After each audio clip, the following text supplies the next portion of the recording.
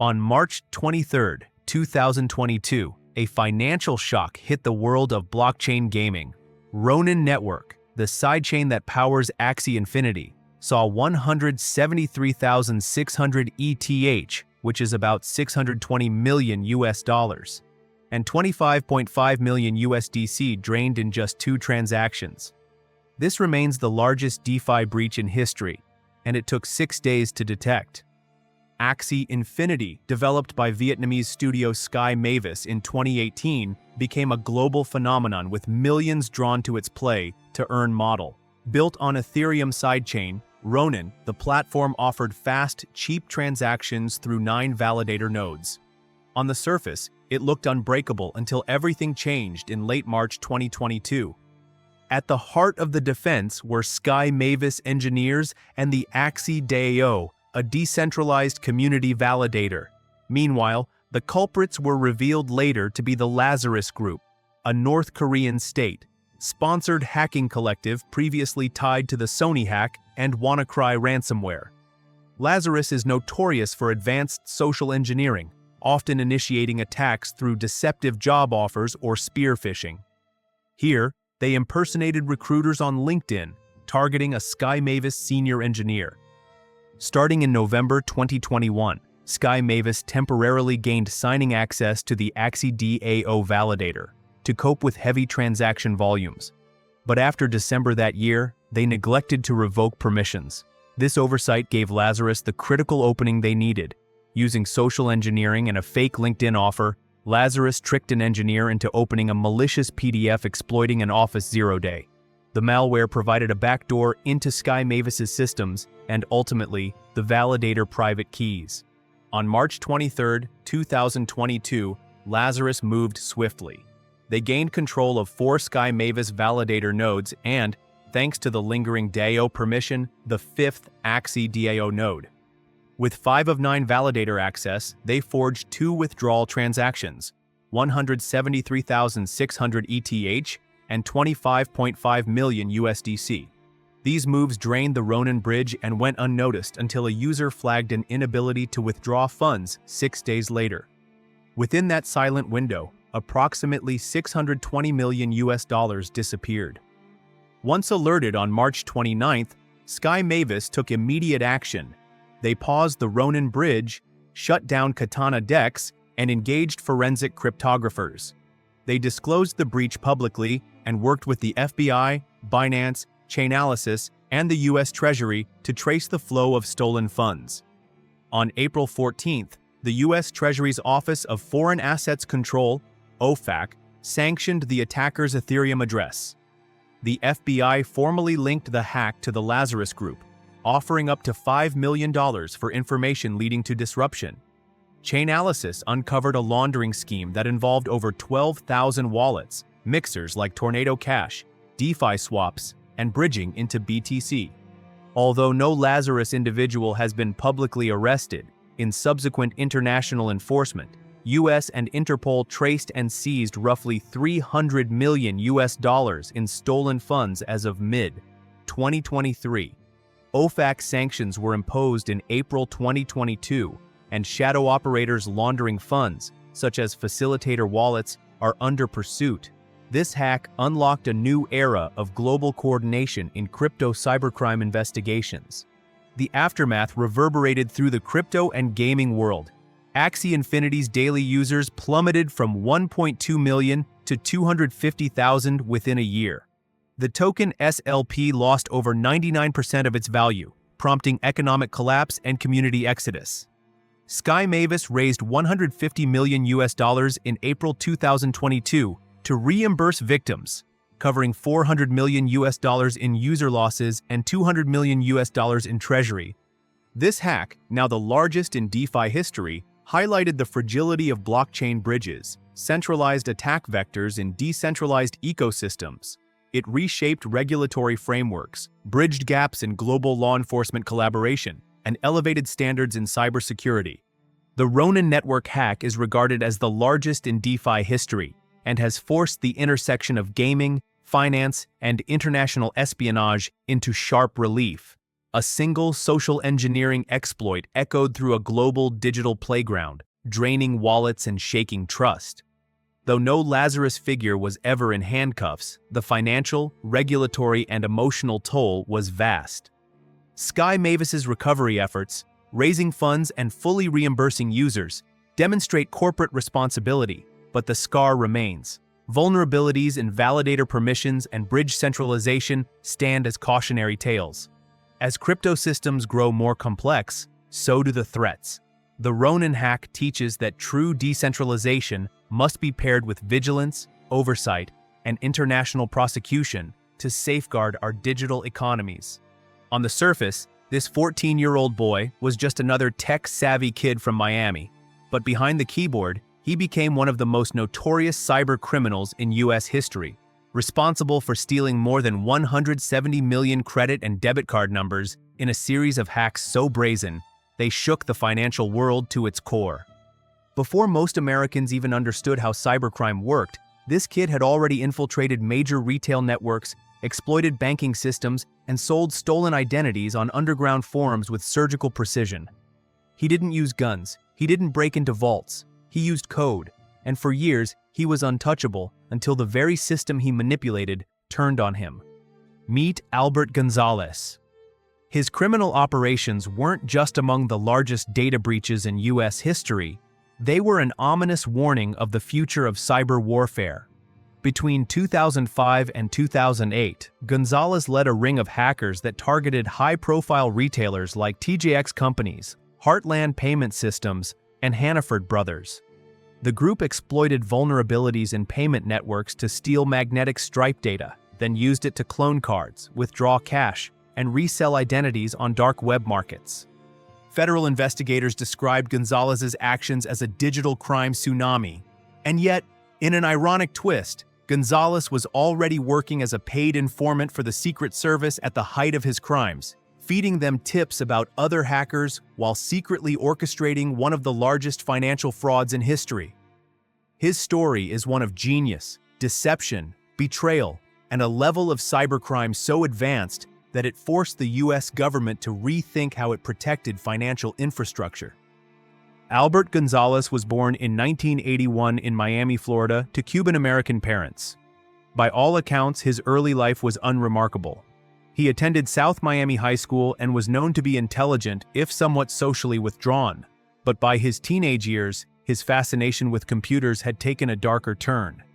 At just 14, Gonzalez reportedly hacked into NASA systems.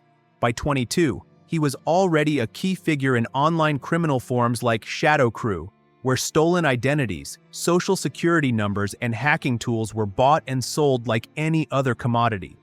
Despite his illegal activities, Gonzalez's talents didn't go unnoticed by law enforcement. In 2003, he was arrested in New Jersey for ATM and debit card fraud. Facing serious prison time, he cut a deal with the U.S. Secret Service, becoming a paid informant to help them take down other cyber criminals. But what no one realized at the time was that Gonzalez had no intention of retiring from the underground. In fact, the deeper he got into government work, the more he used that access to build a criminal empire of his own. Between 2005 and 2008, Gonzalez led a hacking group known as Operation Get Rich or Die Tryin'. Alongside international co-conspirators like Stephen Watt, Jonathan James, and 2 Ukrainian accomplices, he planned a series of sophisticated attacks on retail and financial networks. His strategy centered on a now infamous method, SQL injection attacks. This technique allowed hackers to insert malicious code into vulnerable servers, often through website search fields, enabling unauthorized access to internal databases. Once inside, Gonzalez and his crew deployed sniffer software to intercept credit card data as it moved across corporate networks. They targeted payment processing systems, specifically those handling point-of-sale transactions. Once the card numbers and track data were collected, they stored them on overseas servers, encrypted and hidden across multiple countries. The team operated like a Black Ops cyber unit, dividing roles, using pseudonyms, encrypting communications, and even rotating server locations to avoid detection. Gonzalez himself allegedly kept some of the stolen data on encrypted hard drives buried in his parents' backyard. Their planning was methodical. Each breach was meticulously prepared. And the targets? Companies with massive consumer bases. TJ Maxx, BJ's Wholesale, OfficeMax, Boston Market, Barnes & Noble, and Heartland Payment Systems. The first major strike came in 2005 when the group hacked into TJX Companies, the parent of TJ Maxx and Marshalls. Over 45 million credit and debit card numbers were compromised, a number later revised upwards to over 90 million. The breach wasn't discovered until late 2006, when law enforcement noticed a pattern of fraud linked to TJX customers. That success emboldened Gonzalez and his team. Next came DSW, then BJ's Wholesale, then Boston Market, all attacked with similar methods. But the biggest score was still ahead. In 2008, the group infiltrated Heartland Payment Systems, a credit card processing company that handled over 100 million transactions per month. The breach resulted in the theft of over 130 million credit card numbers, the largest at the time. The stolen data was sold on underground forums or printed onto blank cards to make purchases or ATM withdrawals. In Miami alone, Gonzalez ran teams of cashers who used cloned cards to withdraw tens of thousands of dollars daily. While companies scrambled to plug security holes, Gonzalez was living lavishly, spending $75,000 on a birthday party, buying a condo in Miami, driving luxury cars, and calling himself Supnazi on online forums. He believed he was invisible. What Gonzalez didn't realize was that his own web of deceit was unraveling from within. After his initial arrest in 2003, Gonzalez had continued working with the Secret Service, but some agents had grown suspicious of his double life. Investigators began cross-referencing clues from ongoing data breaches with information Gonzalez had access to as a paid informant. In 2007, Secret Service agents, working with federal prosecutors, launched a sting operation. They tracked IP addresses, monitored dark web forums, and quietly coordinated with international partners to trace encrypted servers housing the stolen card data. Eventually, digital fingerprints emerged. Despite efforts to use anonymizing tools, Gonzalez's own laptops provided damning evidence. Forensic teams uncovered chat logs, encrypted files, and code linking him to multiple hacks. One of the breakthroughs came when an associate-turned-informant provided access to a compromised server. From there, agents discovered emails, Bitcoin transaction records, and even instructions detailing how to clone cards safely in the US. On May 7, 2008, federal agents moved in. Albert Gonzalez was arrested in Miami in May 2008, initially charged with data breaches tied to TJX and other retailers. But as investigators pieced together the evidence, they realized the scope was far greater. Later that year, he was indicted in 3 separate federal districts, Massachusetts, New Jersey, and New York, for breaches at Heartland Payment Systems, Hannaford Brothers, 7-Eleven, and more. In total, he faced charges for stealing over 170 million credit card numbers, with losses estimated to exceed $200 million. In court, Gonzalez cut a plea deal, admitting to the crimes and detailing the methods used. He cooperated with prosecutors, identifying vulnerabilities in the systems he had exploited, but there was no escaping prison. In March 2010, Judge Patty B. Saris sentenced Gonzalez to 20 years in federal prison, one of the harshest punishments ever handed down for cybercrime at the time. His sentences from the 3 districts were consolidated. During sentencing, Gonzalez expressed remorse and blamed his actions on his addiction to the thrill of hacking. But for many victims, the damage was done. Albert Gonzalez's case redefined how law enforcement approached cybercrime. It revealed glaring weaknesses in payment systems, exposed the limitations of early cybersecurity measures, and forced major corporations to rethink how they stored and protected customer data. The breach at Heartland alone led to a $60 million settlement with Visa and MasterCard, not including additional class action lawsuits. Retailers spent hundreds of millions to overhaul security systems, and PCI compliance standards were revised across the board. For Gonzalez, prison became a long reckoning. His once feared skills became his downfall. He remains incarcerated at FCY Yazoo City, with a projected release date in 2025. Ironically, Gonzalez's downfall came not from a rival hacker or a slip-up in code, but from his own ego. He believed he could outsmart the system, even while sitting inside it. His story isn't just about a cyber thief. It's about the shifting landscape of crime in the 21st century, where keyboards replace crowbars, and some of the most dangerous criminals don't wear masks. They write code. The real question remains: if someone like Gonzalez could manipulate global banking systems for years undetected, then how many more are out there, just waiting to strike? If you love these stories, please like the video and let me know where you're watching from. I'd love to say hello to you in the comments. It started with a single vulnerability, an unnoticed crack in the digital armor of one of the largest credit reporting agencies in the world. By the time Equifax realized what was happening, the damage was irreversible. Sensitive personal data belonging to more than 147 million Americans, including social security numbers, birth dates, addresses, and driver's license numbers, had already been stolen. It was one of the most catastrophic cybersecurity breaches in US history, not just because of its scale, but because of how preventable it was. And behind it all, a mix of corporate negligence, missed warnings, and eventually, a foreign nation-state. On September 7, 2017, Equifax stunned the world when it publicly disclosed that it had been the target of a massive cybersecurity breach. The Atlanta-based consumer credit reporting giant held the financial DNA of nearly every adult in the U.S. data used to determine creditworthiness, issue loans, and verify identities. What had once been a fortress of information had become a playground for cybercriminals. And the breach wasn't recent. The hackers had been inside Equifax's systems for 76 days before the company even noticed.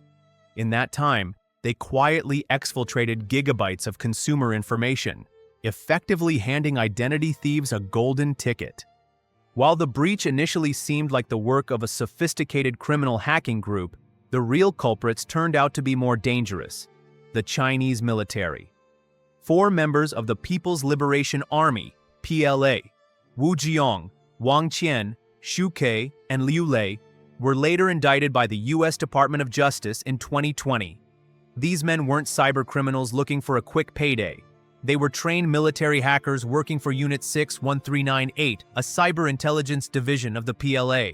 Their mission was far more insidious: to feed the Chinese government with sensitive data about U.S. citizens, information that could be used for espionage, social engineering, and economic advantage.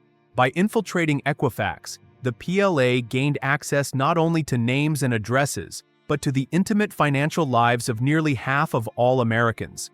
The breach didn't begin with brute force. It started with a known vulnerability in Apache Struts, a widely used web application framework that Equifax relied upon for its online dispute resolution portal. On March 6, 2017, the Apache Software Foundation issued a public warning about CVE 2017-5638, a critical security vulnerability that allowed for remote code execution, essentially, the ability for hackers to take control of any server running the software. Equifax was notified.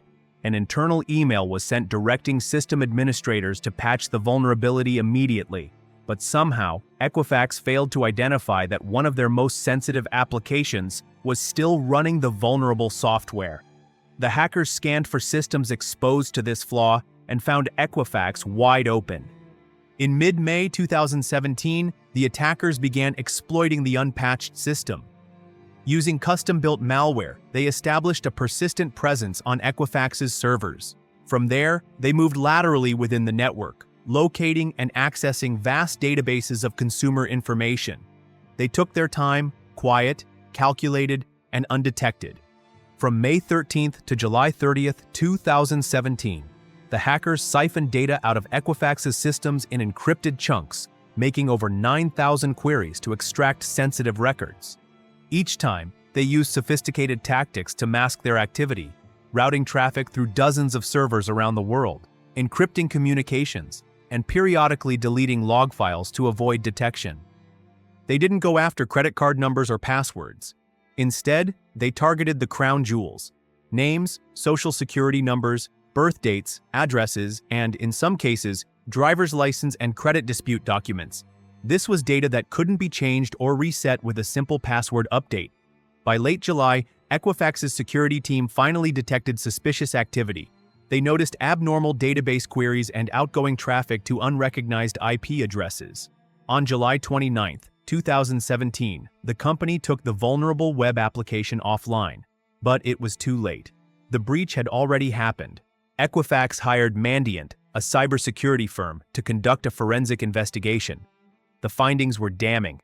The hackers had exploited a vulnerability that Equifax had been warned about months earlier.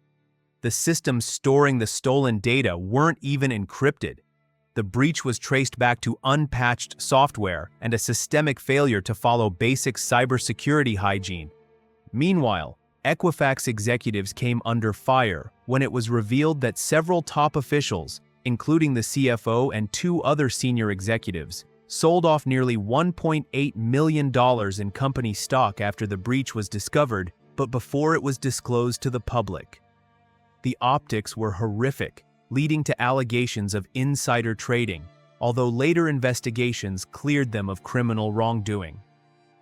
By September 2017, Equifax's CEO, Richard Smith, was forced to resign. The company's reputation was in freefall. Consumers were outraged. Congress held hearings. Equifax faced hundreds of class action lawsuits and investigations by the Federal Trade Commission, FTC, Consumer Financial Protection Bureau, CFPB, and state attorneys general.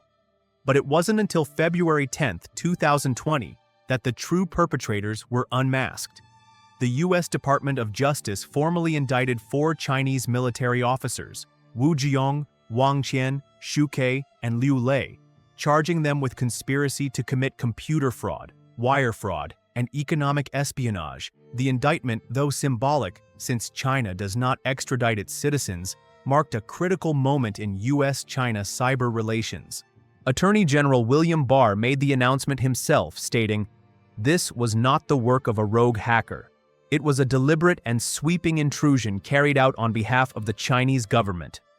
The indictment outlined in meticulous detail how the hackers penetrated Equifax, what tools they used, and how they exfiltrated the data. Though the suspects remain at large in China, the charges sent a message. The U.S. would not tolerate the weaponization of consumer data for state-backed espionage. The Equifax breach left deep scars, not just on the company, but on public trust. With 147 million victims, nearly half the U.S. adult population was exposed. The stolen data is still circulating on black markets and dark web forums. It can't be undone. You can't change your birth date or your social security number. In July 2019, Equifax agreed to a $700 million settlement with the FTC, CFPB, and 50 U.S. states and territories, one of the largest data breach settlements in history. But for many Americans, the damage was already permanent. In the final days of 2013, as holiday shoppers flooded Target stores across America, a silent predator was already deep inside the company's digital vault. Credit card swipes at checkout counters weren't just paying for gifts, they were also unlocking access to millions of customer accounts. When the dust settled, over 40 million credit and debit card numbers were stolen. But what made this breach so terrifying wasn't just the size, it was how simple it was. The hackers didn't go through the front door. They went through the HVAC. The 2013 Target breach remains one of the most devastating cyber attacks on a U.S. retailer in history. Occurring during the peak of the holiday shopping season, it exposed sensitive financial and personal data of tens of millions of customers. Target Corporation, the Minneapolis-based retail giant, was blindsided. The attack not only triggered a national panic, but also shook consumer confidence in digital commerce and exposed glaring weaknesses in cybersecurity protocols. What started as a relatively small security gap spiraled into a full-scale data breach with consequences that would ripple through banks, businesses, and government hearings. At the center of the attack was a group of Eastern European hackers, widely believed to have operated out of Russia and Ukraine. One of the primary suspects linked to the stolen data was Alexander Andreevich Panin, a Russian national who had created the notorious spy malware used by cybercriminals to steal banking credentials.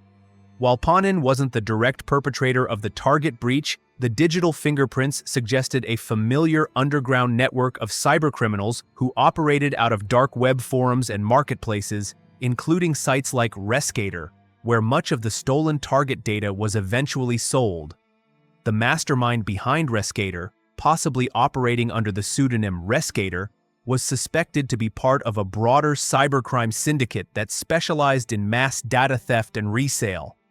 Their motive was money. The plan was to quietly siphon millions of card numbers, sell them on the dark web, and vanish before anyone noticed. The breach didn't start inside Target's own networks. Instead, the hackers went after a third-party vendor, Fazio Mechanical Services, a small refrigeration and HVAC contractor in Pennsylvania. The company had access to Target's network for electronic billing and project submissions. In a classic example of supply chain infiltration, the hackers sent a phishing email to Fazio employees, which installed credential-stealing malware. Once inside, they used Fazio's credentials to gain access to Target's vendor portal. From there, the attackers exploited weaknesses in Target's internal segmentation protocols. The security systems in place were supposed to limit access between business operations and payment processing, but they didn't. The attackers moved laterally, escalating privileges and probing Target's internal network, eventually locating the point-of-sale systems where credit card data was processed. The breach occurred over several weeks, from November 15th to December 15th, 2013. During this time, malware known as BlackPOS, specifically designed to scrape memory from POS terminals, was installed across thousands of checkout registers in Target stores nationwide. Every time a shopper swiped their card, the malware harvested unencrypted track data, card numbers, expiration dates, and verification codes. That data was then transmitted to external servers controlled by the hackers. In total, approximately 40 million credit and debit card numbers were stolen. But the damage didn't stop there. Further investigation revealed that 70 million additional customers had their personal information, names, emails, phone numbers, and addresses, exposed as well. Despite multiple warnings from their security tools, including alerts from FireEye, a cybersecurity firm Target had hired, the company's IT team failed to act in time. The hackers were inside the network for weeks before being detected. On December 12, 2013, Target was finally notified by the U.S. Department of Justice about suspicious activity involving customer data. The next day, the company launched an internal investigation and quickly uncovered the breach. By December 19th, Target publicly disclosed the attack. The fallout was immediate. Law enforcement agencies, including the Secret Service and the FBI, joined the investigation. Cybersecurity firms were brought in to analyze the breach and trace the malware's origin. Investigators identified connections to known cybercriminal tools and networks. The stolen card data began appearing on dark web forums like Best Buy Dump and Rescator, where it was being sold in batches for $20 to $100 per card. In the months following the breach, several individuals connected to the sale and trafficking of the stolen data were arrested, including users in Russia, Ukraine, and even the US, though the mastermind behind the breach remained elusive. While no single person was publicly charged as the definitive architect of the breach, several arrests were made in connection with the resale of stolen target data. In August 2014, a Russian hacker named Roman Valerovich Seleznev, the son of a Russian lawmaker, was arrested in the Maldives and extradited to the United States. Though he wasn't responsible for the target hack directly, he had been involved in selling credit card data stolen in similar breaches. Other actors tied to underground forums involved in fencing. The stolen data were indicted or placed on watch lists. The anonymity and jurisdictional challenges of cybercrime, especially involving Russian nationals, made direct prosecution difficult. Despite years of investigations and surveillance, no central figure responsible for the target breach has ever been definitively charged. The Target breach cost the company dearly. Financially, Target paid over $18.5 million in a multi-state settlement and incurred $202 million in related expenses, including card replacement costs, legal fees, and security upgrades. CEO Greg Steinhoffel resigned in 2014 amid fallout from the incident. For consumers, the breach was a wake-up call about how vulnerable their financial data was, even at trusted household name retailers. It forced a nationwide overhaul in retail cybersecurity practices, including the widespread adoption of EMV chip technology in payment cards across the U.S. Congress held hearings. Banks changed fraud monitoring protocols, and cybersecurity became a boardroom issue, not just an IT department concern. Yet despite all the changes, one truth lingered: the hackers were never fully caught. The digital fingerprints they left behind told a chilling story, but they remained shadows, operating from foreign soil, beyond the reach of U.S. law. On July 19, 2019, Capital One detected an alarming incident. An outside individual gained unauthorized access to its systems, exposing personal data belonging to millions of users in the United States and Canada. Over 100 million individuals in the US and 6 million in Canada had their names, addresses, dates of birth, self-reported income, and in some cases, social security or social insurance numbers compromised. The breach was discovered not through internal security protocols, but because an external researcher flagged suspicious data posted on GitHub, the beginning of a digital whodunit that would rock the cybersecurity world. Capital One, headquartered in Tysons, Virginia, and one of America's largest credit card issuers, had migrated much of its infrastructure to the cloud using Amazon Web Services, AWS, a modernization move that proved vulnerable. The company confirmed that no credit, card numbers, or login credentials were stolen, but admitted that up to 140,000 U.S. Social Security numbers, 80,000 bank account numbers, and approximately 1 million Canadian social insurance numbers were accessed. Financial damage was extensive: internal remediation, customer notifications, credit, monitoring packages, legal fees, and fines totaled between $100 million and $150 million for 2019 alone. The FBI soon identified the responsible party: Paige A. Thompson, a 33-year-old Seattle-area software engineer who had previously worked at AWS in 2015 to 2016. Known online as Erratic, Thompson had experience in cloud architecture and allegedly built tools to scan for misconfigured AWS instances. Former colleagues described a talented but troubled developer, driven by the challenge of navigating cloud security loopholes. Thompson's approach was meticulous. Sometime in March 2019, specifically the 22nd or 23rd, she reportedly exploited a misconfigured web application firewall, WAF, guarding Capital One's AWS resources.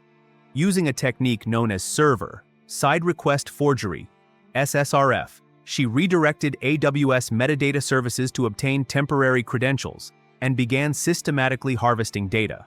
She continued to operate for weeks, exfiltrating data in bulk.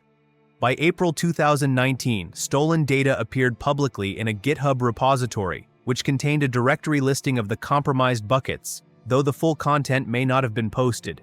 Eventually, someone stumbled across it and alerted Capital One via their Responsible Disclosure program on July 17, 2019. 2 days later, the company confirmed the breach. Communication between Thompson and an online peer revealed her intent to delete the data to avoid detection, but the damage was done. Upon notification, Capital One immediately closed the misconfigured WAF and notified the FBI. Digital forensic teams traced the GitHub posts and cross-referenced the logs with AWS access timestamps. Investigators discovered that Thompson had used VPNs and TOR, but still left digital fingerprints linking her to the intrusion. A search warrant executed at Thompson's Seattle home led to the seizure of devices containing the stolen data. Authorities publicly applauded the swift tracing and containment of the threat.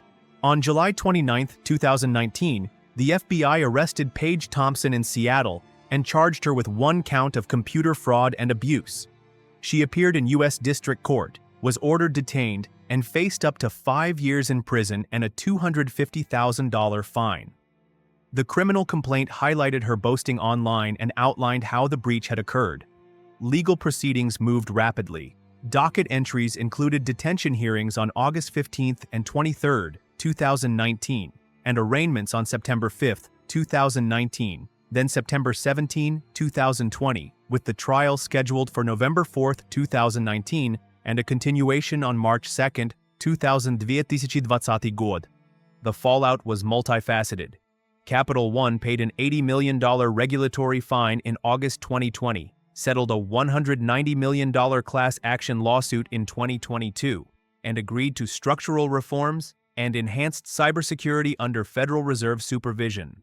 A jury convicted Thompson on counts of wire fraud and unauthorized access in June 2022. She was sentenced to time served and placed on 5 years probation. We have come to the end of the video. If you found these stories interesting, don't forget to like, leave a comment, and subscribe to the channel.